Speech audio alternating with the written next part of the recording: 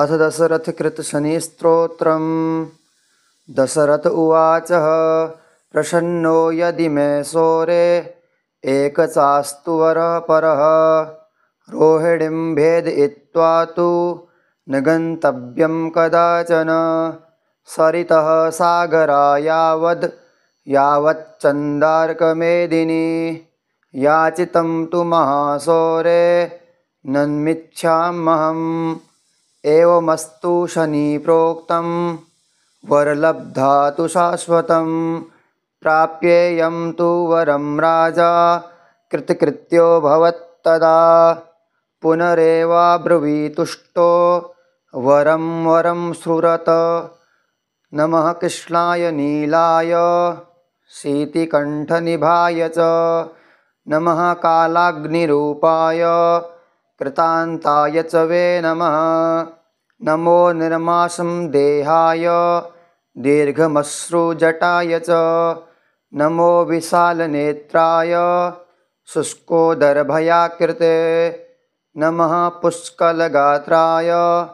स्थूलरोमणेथवे नमः नमो दीर्घाय शुष्काय कालदृष्टं नमस्तुते नमस्ते कोटराक्षाय दुर्निरीक्षाय वे नमः नमो घोराय रौद्राय भीषणाय कपालिने नमस्ते सर्वभक्षाय बलिमुखनमस्तुते सूर्यपुत्र नमस्तेस्तु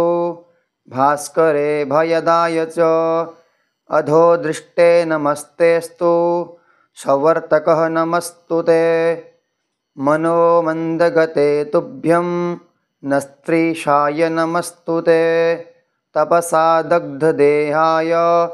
नित्यं योगरताय च नमो नित्यं सुधार्ताय अतृप्ताय च वे नमः ज्ञानचक्षुर्नमस्तेस्तु कश्यपात्मजशूनवे तुष्टो ददासि वे राज्यं रुष्टो हरसि तत्क्षणात् देवासुरमनुष्याश्च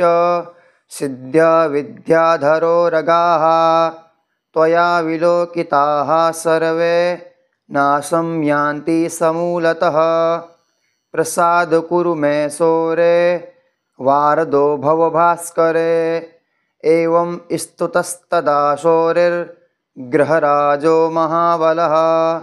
प्रसन्नो यदि मे शौरे वरं देवी समीप्सितम् अद्यं प्रभृतिपिङ्गाक्षं पीडा देवान् कस्यचित्।